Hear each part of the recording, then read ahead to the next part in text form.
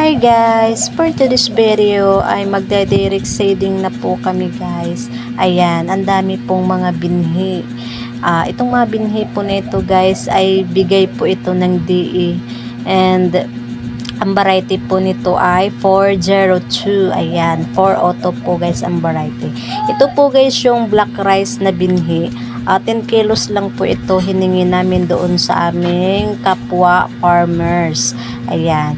Then, ito naman din po guys ang malagkit, black malagkit or tapol po kung tawagin dito sa amin. Syempre, pang Pasko guys, ayan, magbibiko tayo. Kaya, magtatanim tayo ng malagkit. And, ito na guys yung 402. Ayan, tingnan nyo guys. Ito po yung kinuha namin dahil maganda daw po itong binhi na ito. Ayan. So bago po tayo magsasabog tanim guys ay ito yung mineral. Malaki po itong mineral na may laman pong tubig para po mabigat. So ang gagawin po nito guys ay unang-una po bago tayo magda-direct seeding ay maglalagay po muna kami ng linya or daanan po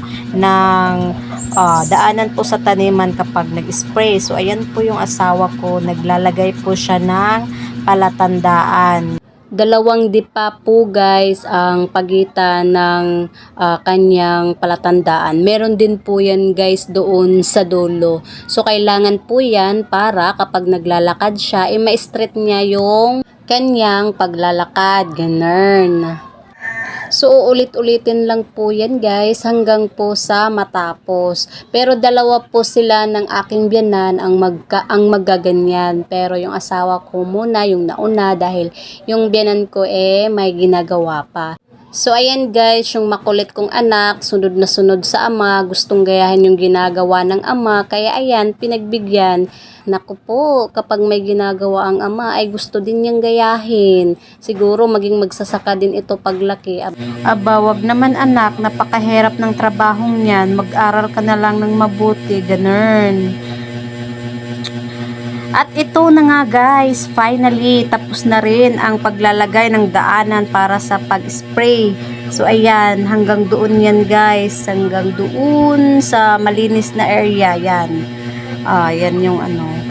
So ayan, buhat-buhat na ng ating mga binhi, pangsabog tanim, buhat-buhat na tayo for the go. At ito na po guys ang aming taniman, mahigit 1 hektarya po ito. Yan, hanggang doon po yan sa dulo ng may mga puno ng niyog. And ito pong area na to guys ay ang ginagamit po naming binhi dito ay nasa 80 kilos lang po na binhi pang sabog tanim.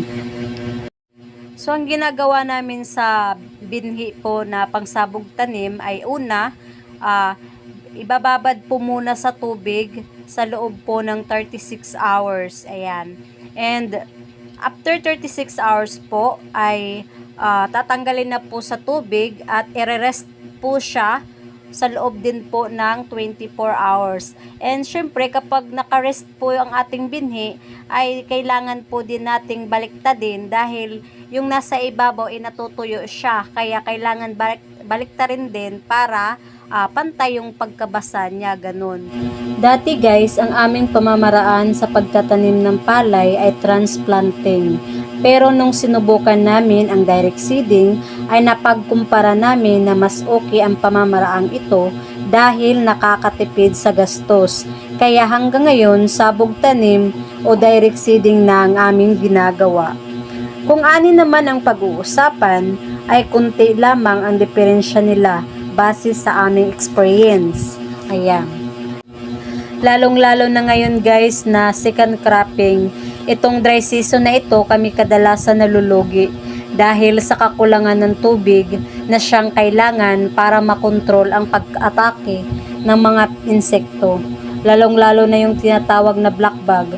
Kapag umaatake ang black bug tapos walang makuhanan na tubig, ay talagang masasabi kong goodbye tanim na.